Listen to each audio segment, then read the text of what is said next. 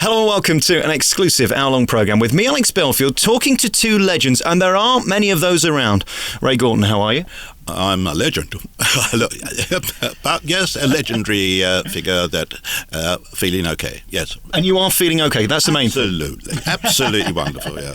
And Alan Simpson, how are you? No, I'm very well, thank you, yes, very tolerable. People may say, now, who's this Ray and Alan? And I say, well, if you've ever listened to the radio and you know anything about comedy, you will have heard of them. That's nice, isn't it? Well, there is a Ray Allen to start with, isn't there, who's a comic? Anyway, we're not him, yes. How does it feel knowing that years after you've gone, we're still going to be laughing at you? Oh dear, I'm still digesting what you said about us. God, how does it feel? I think it feels great, and absolutely, it's astounding, really, when you think about it. I mean, no way did we ever write anything for the future. It was just for that week, and I remember when we were first asked whether they could put a program on a record, and that wasn't from the BBC. It was from four guys who used to work for Pi Records, Alan. Yeah, they said, well, it's up to you, really. I mean, I don't think anybody would buy it, but anyway, we said yes, okay, you can have that. We've got the copyright on our words, but you must get permission from the BBC because they own the tape. And they asked the BBC, and the BBC, yes, all right, okay, you can have it. They didn't charge them for anything. They just thought, come here, put copyright at BBC, give us acknowledgement on it. And of course, the thing, Alan, when you're writing comedy is you don't really know whether it's going to work until the punters hear it, do you? Well, no, that's one of the advantages of working as a team. You're your own sounding board. You know, if you say something and the other fella doesn't laugh, you forget it. But I mean, I never understand how people do it on their own. Well, I do actually. We used to work with Spike Milligan and Eric Sykes, and Johnny Spate and a lot more in offices. We were a script writing agency, and it was noticeable that all the single ones used to, when they were the ones writing on their own, used to come and try their work out on us to see what their reaction was. Whereas Ray and I never did because we were our own judges. But yeah, that's the only way it works as far as I'm concerned. Ray, help me with that funny bone thing and how you know something is instinctively funny. Well, yes, instinctively funny. That I do. Sometimes it's they're greeted with a straight face, but I still know it's funny. I say, well, I think to myself, why didn't that get a bad delivery on my part, or the wrong time in the wrong place? But yes, I do know when things are funny. And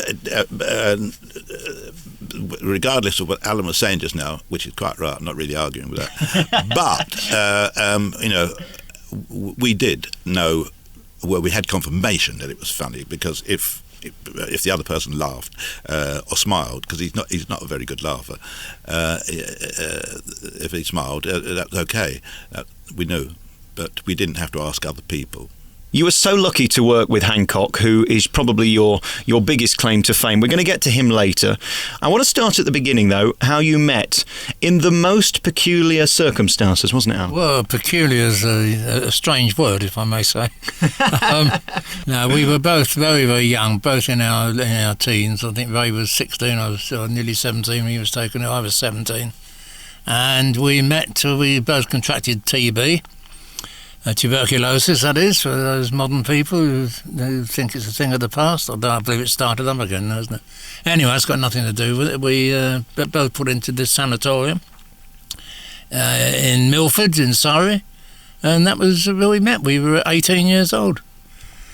How does it happen then? You're both sat there having a cup of tea, and you noticed he'd got a sense of humour, and he noticed that you were funny. Well, we both, in chatting, we found that we both liked the same things. We used to listen to the same radio shows during the war, and we also had a sanatorium broadcasting system, and one of the patients had set up a station all the way round for a third channel for everybody in the sanatorium, about 500 people. And that's really where it all began, because they had a radio room, little room about the same size as this, with albeit more up-to-date equipment, and they used to broadcast to the patients.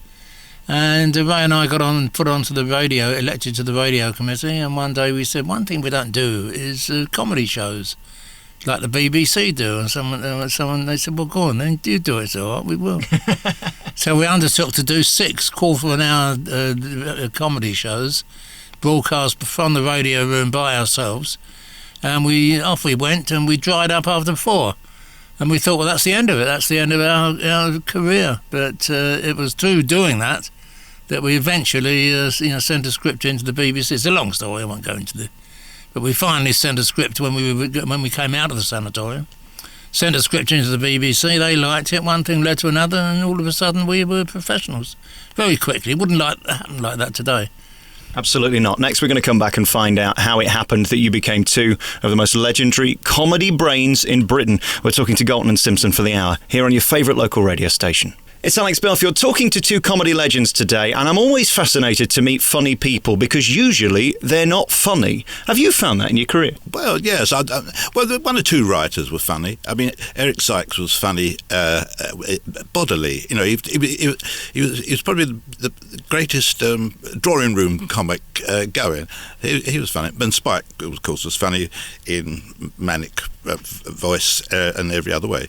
But mostly writers are not funny. No, it's a very serious occupation. The job is much too serious to be funny. You can't laugh at it. And we're both smilers, very seldom laugh. Very sort of laughs a bit more. Chuckles. If you chuckle, that is like a guffaw under normal circumstances. But it is. When you're doing it weekly for week after week after week, it does become, as I said, very serious, very, very time consuming. When you haven't got an idea and you're stuck and the deadline's coming, that becomes panic stations, and yet laughter is the last thing you're thinking about, just getting the bloody thing done. Other times you get an idea and it almost writes itself, and that is euphoric, that is wonderful, you can't type fast enough and it's working, and it's really is exciting when that happens. In one way, is success your worst enemy, Ray? Because once you've got a big laugh, you've then got to follow it with another, haven't you? Cheeky devil! How many do you want? How many do you want? No, you can't work it out that way. I'm afraid. You never know what's coming up out the brain box at all. You might think that's good. You wait to hear the next one. Nothing. But I was thinking about the sanatorium days. I didn't think we dried up after 4. I think we were asked not to do anything after 4 because I think too many patients were having a relapse, and so they did away with it. They went back to playing records and playing tennis. That's the word, yeah. But it was a short career. That's what started it in there. It's funny actually, because I started my career in hospital radio. Did you have songs that were banned, things like "Stairway to Heaven" and "My Way"? They wouldn't let us play those on hospital radio. Oh, I don't remember that. I remember we had a collection of records that we supplied by a charity called Friends of the Sanatorium. And all the record requests were always from male patients to female patients and vice versa. It was everybody, the average stay was 2 years, and most people were in there for up to 3 years. 4 years I was in there. Under those circumstances, it's like being in prison to a certain extent.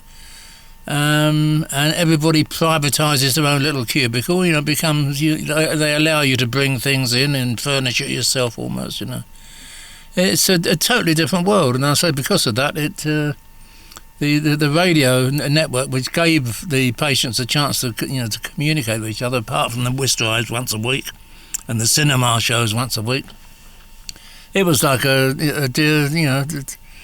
like a dating agency, really. The radio, and here for Joan in F14. Here is, whatever the record was, sent to you with kisses and greetings by John. There was no Janes in F14, I assure you. That was my cubicle. And it was on a different block. There was a male block. The female blocks were A, B, C and D, and the male blocks were F, G and H, and so, yeah, that's quite right, yeah. And one thing I do want to ask you, Ray, was the morale within the sanatorium. Obviously, it became a family because you were there with a lot of people for a long time. Was it a positive atmosphere? Was it easy to be funny, in other words, in a place where it was actually quite worrying? No. Before I met Alan, or before we got together in the same... I've been in there so long, and I didn't get any promotion. I didn't get out of bed for a year. Didn't get out of bed. What Churchill called the black dog. I get that. I'd roll over and face the wall, and I wouldn't speak to anybody for a week. And I just, because I thought there was a conspiracy in there. I thought the doctors and the nurses were conspiring to keep me in, and I don't know. I mean, that's you begin to believe anything once you're in that situation. I was in a cubicle with this guy called Wallace, and was a son of a guy father who owned an engineering shop just outside of Kingston. The room just looked like a factory. It had all the equipment you can imagine. You could have built cars and aeroplanes in it, except it wasn't the room. And they said, we're going to put you in there. And I thought, I said, yeah, that's nice. Where's the other bed? They said, well, we'll move all the stuff away, but there is one there, And this guy and another guy put in the whole of this new network into the sanatorium so that the patients didn't have to listen to the same thing together all the time.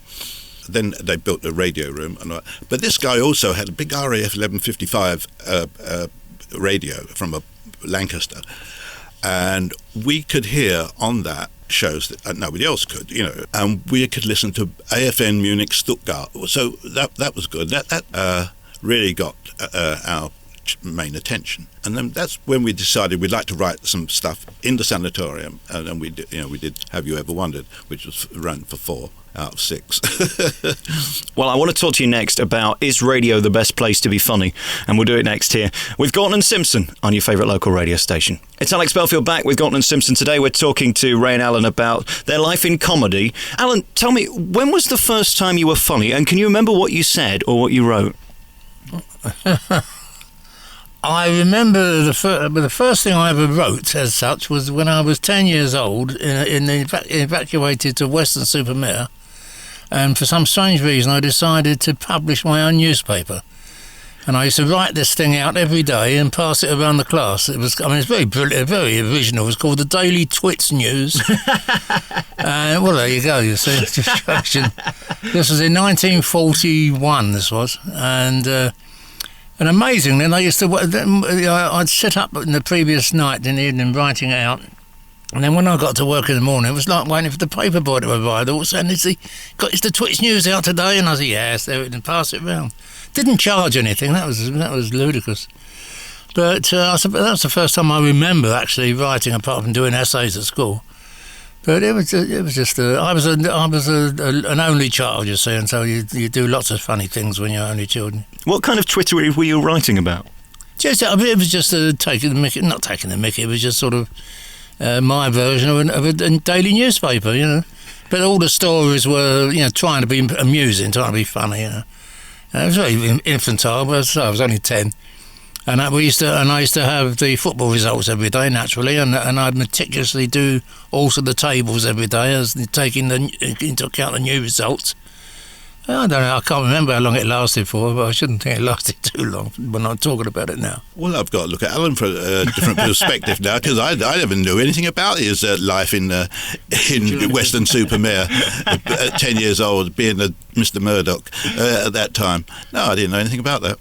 Yes, I'm glad I came now. Is there one gag, Alan, you're most proud of? Is there one bit or one joke that you think, that proves I'm funny? Oh, God. I mean, one obviously has favourite bits over the years, and we've been doing it for a long time now. Well, I think the very famous one was the Hancock one in the courtroom when he's pleading for for the defendant, and he addresses the jury and says, does Magna Carta mean nothing to you? Did she die in vain? I mean, my personal favourite is when Harry H. Corbett was in the psychiatry. We had Raymond Huntley playing a psychiatrist who was obviously had a bosom complex. The psychiatrist, not the. And he was asking him embarrassing questions to Harry about his mother and the size of her bosoms, and Harry was very embarrassed about it. And then the psychiatrist said, "Were you breastfed?" And Harry gets very embarrassed. He said, "Well, yeah. Well, yes. Well, I was. Well, we couldn't afford proper milk." I think that's quite a nice line. But I mean, there are others over the years, but Ray has probably got a completely different list.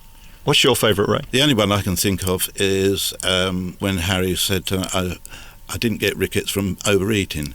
And that's the only one I can remember. It's not the funniest thing in the world, and it certainly isn't.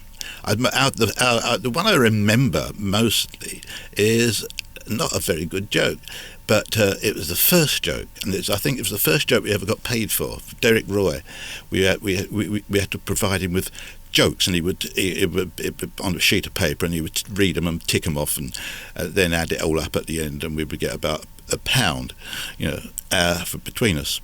But it was a joke in a sketch that we sent to BBC. Actually, in fact, that's what got us going, and it was where's the crew, in a rough sort of way, and where's the crew? And he said they're all below decks playing Jane Russell Pontoon, and he says, Jane Russell Pontoon, what's that? He said, well, it's the same as ordinary pontoon, but you need 48 to bust. Ba-bam! See, but that was one of our first jokes, and Derek loved that. Loved it. But I just can't forget it. And that's the thing about you. There's so many bits we do remember. I think that's because of radio. There's something memorable about hearing something because you're making up your own pictures in your head, and it stays with you. Do you agree with me that radio has an impact far greater than TV sometimes? Well, I know it certainly did have it certainly had an impact on us. We started on radio. We didn't go in 1951, and we didn't do anything on television until about 55, 56. So the first 5 years of our career was purely radio. I mean, we didn't used to write much differently for radio or television. We didn't really do all that much. You do some visuals, and when you can quote a few mime sequences one wrote, but basically, one of our radio scripts lasted the same length of pages, the same number of pages as a television script. We were dialogue writers, predominantly. But the great advantage of radio is you can go where you like, be where you like. You haven't got to worry about sets, and if you want 10,000 screaming savages, you've got them. Whereas on radio, on the television, you have about 10 blokes dressed up, and you move them around. We're going to come back next and talk more to Galton and Simpson. We're going to play some more tracks as well from Unique Hancock, which is out on CD by BBC Audio. Galton and Simpson's Half Hour is also available in your stores now. Next, we'll find out about the people that Ray and Alan have worked with. We're back with Galton and Simpson on your favourite local radio station. It's Alex Belfield talking to two kings of comedy who have been blessed to have met and worked with closely many of our comedy legends. Let's start at the beginning then, Ray, and talk about Hancock. Are you sick of reading about him today? Because I'm getting very, very tired of all these programmes that overanalyse comedians and change the opinion of the public years after they've died. It almost seems unfair. Oh, well, I totally agree with you. But you keep memories alive just by listening to their radio shows or their TV, and they give you a very false idea, I think. Well, yes, one years ago, a play. Well, we had this man down quizzing us for ages, and he then wrote this play about Hancock and put us into two situations where we told him we'd never been.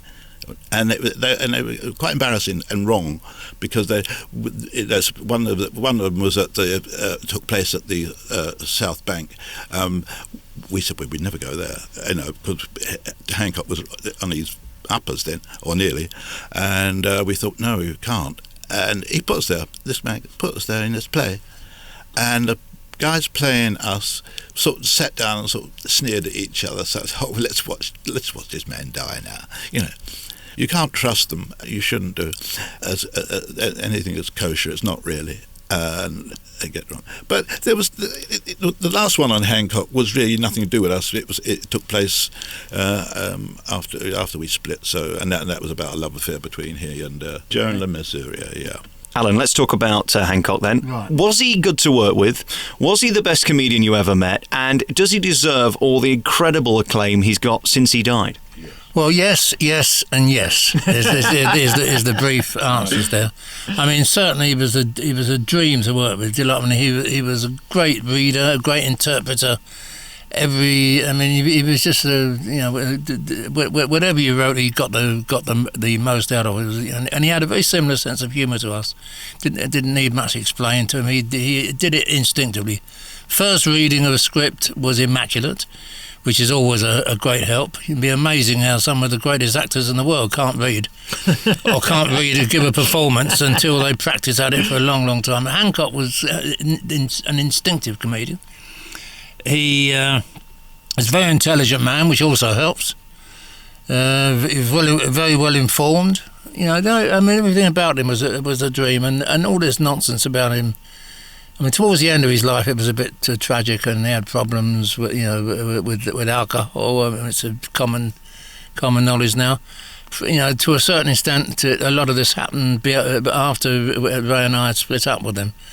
And the last 3 or 4 years of his life were quite dramatic, I'm told. But we weren't around. But all I can say is the 9 years we worked with him, we wrote everything he did for 9 years on television, radio, films, theatre. He was brilliant, and he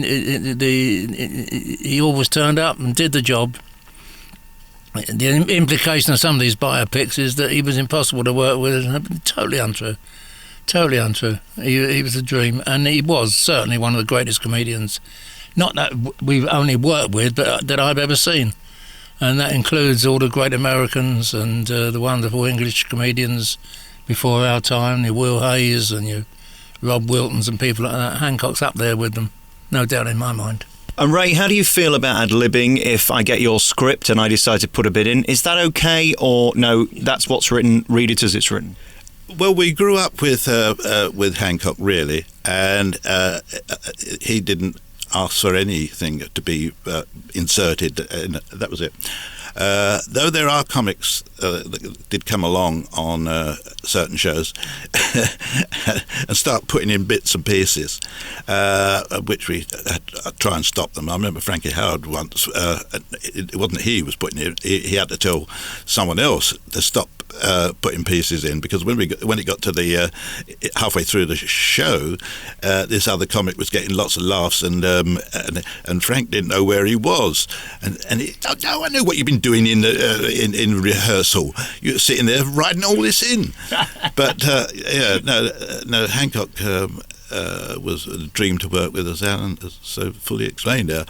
He was the artist and we were the writers. We do the writing, he'd do the acting, and that was it. And he didn't make suggestions, he didn't say this, that, nothing at all. A wonderful man.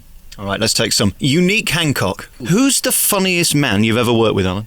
Oh dear, what a question. I mean, all one can... I don't think it's a question that can't be answered. I mean, there are so many of them. We've had the good fortune, and we were writing a show where we had a different guest comedian each week. And so we met some of the greatest. I mean, we met the great and worked with him, the great Jimmy James, who probably most people listening would not have seen, because he was before the days of television, but a very funny comedian. We never worked with my personal favourite, Rob Wilton, who never worked with him because he was, for a simple reason, he was dead at the time, and it was difficult, But of the ones that we've worked with, I mean, we've already talked about Tony. Frankie Howard was quite unique. Les Dawson, great pleasure to work with him. We only did one series with him, but it was wonderful, lovely. And Rob Wilton, didn't he do the thing about the White Cliffs of Dover, and he was stood there and he was going to war? He did that wonderful skit, didn't he? It was the famous one. The day war broke out. I advise anybody listening, if they want a really good, go out and buy anything by Rob Wilton.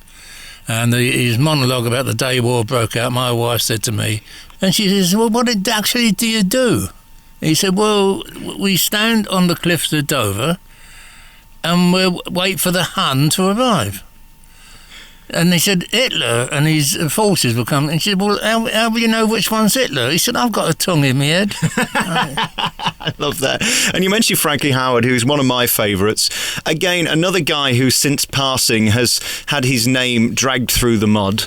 How did you find him as a person and as a performer? Because the two were quite different, weren't they? Frankie Howard was a writer's friend, really. He's probably helped more comedy writers than anyone. He wasn't frightened of them, and he didn't like paying them, but he certainly gave so many a chance, their first chance.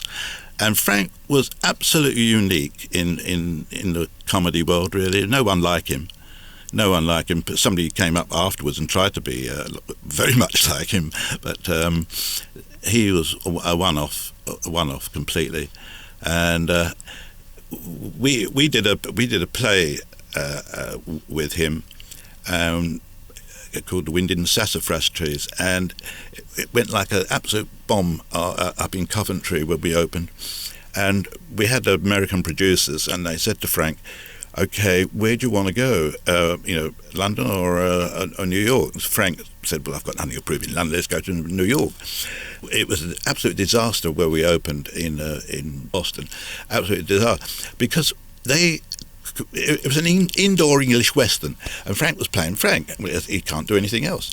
They never seen anybody like Frank, and they certainly couldn't get onto any wavelength with him what was be funny, and they just thought he was a terrible comic and a rotten actor. Well, he's a rotten actor, but he was a very, very funny comic, and they just thought he was bad, and that was terrible. But by the time we got to Washington, the whole thing had changed. It was a dream working there, and then we opened in New York, and he had a row with our producer, who was the king of Broadway. It wasn't good. He gave us a bad write-up, and we closed 3 days later, because they don't muck about in America.